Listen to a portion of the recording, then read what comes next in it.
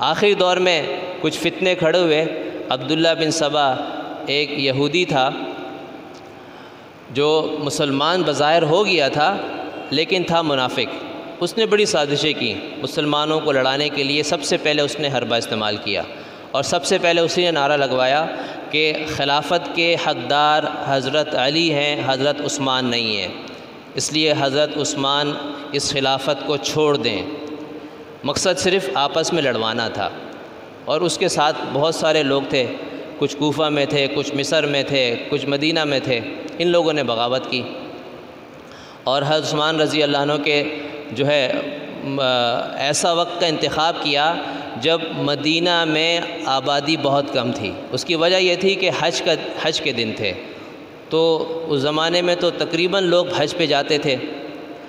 تو مدینہ منورہ سارے کے سارے مسلمان حج پر گئے ہوئے تھے مکہ کی طرف۔ اس لحاظ سے مدینہ میں مسلمانوں کی تعداد بہت تھوڑی تھی،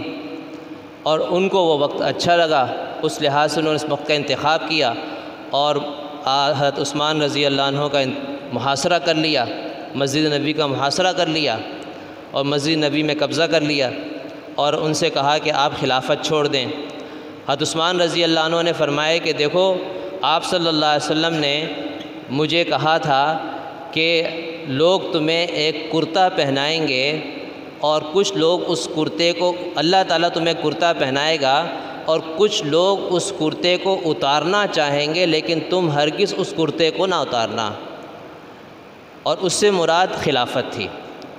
یعنی گویا کہ لوگ اللہ تمہارا انتخاب کرے گا خلیفہ کے طور پہ، کچھ لوگ کہیں گے کہ بھئی خلافت چھوڑ دو لیکن تم خلافت نہیں چھوڑنا۔ آپ صلی اللہ علیہ وسلم ایک موقع پر غزوہ احد پر کھڑے ہوئے، جبل احد، جو احد پہاڑ ہے نا مدینہ منورہ کے قریب میں، جس کے دامن میں غزوہ احد ہوا ہے، تو اس پہاڑ پہ کھڑے تھے تو وہ پہاڑ ہلنے لگا، یہاں تک کہ صحابہ کہتے ہیں کہ اس میں سے پتھر بھی گرنا شروع ہو گئے۔ آپ صلی اللہ علیہ وسلم نے اپنا قدم مبارک احد پہاڑ کے اوپر مارا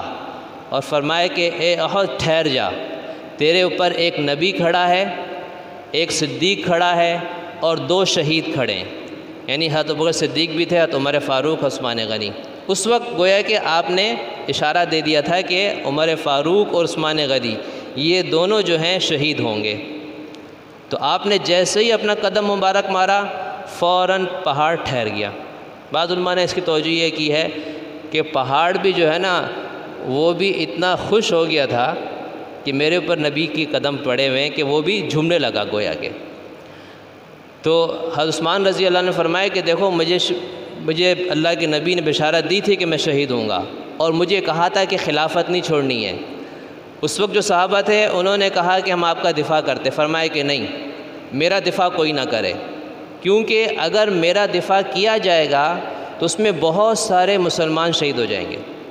ان کے بھی شہید قتل ہوں گے، یہاں سے بھی مسلمان شہید ہوں گے، اور میں نہیں چاہتا ہے کہ مدینہ منورہ جیسے مقدس شہر کے اندر مسلمانوں کا خون بہے، لہذا اگر صرف میں اپنی قربانی دے دوں تو اس سے بہت سارے لوگوں کی جان بچ جائے گی۔ چنانچہ یعنی باوجود قدرت کے کہ ان کے پاس جمعیت موجود تھی، طاقت تھی، اس وقت بہت سے لوگ تھے جن کا دفاع کر سکتے تھے، لیکن کسی کو بھی دفاع کرنے نہیں دیا، اور انتہائی مظلومیت کے ساتھ شہادت کو قبول کر لیا۔ اور اس وقت ان کی عمر 82 سال تھی، اتنے بڑھاپے میں انہوں نے شہید کیا حضرت عثمان رضی اللہ عنہ کو۔ آپ صلی اللہ علیہ وسلم سے 6 سال چھوٹے تھے، اور شہادت اب دیکھیں نا کتنی مظلومانہ شہادت ہے، لیکن کوئی ذی الحجہ کے مہینے میں اس پر کوئی ماتمی جلوس نکلتا ہے، کوئی میڈیا اس پر بولتا ہے کہ بھئی اتنی مظلومیت کے ساتھ مسلمانوں کے تیسرے خلیفہ شہید ہو گئے، سب خاموش ہیں، بالکل خاموشی ہے۔ محرم آئے گا، سارا میڈیا بھی چیخے گا اور جلسے جلوس بھی ہوں گے۔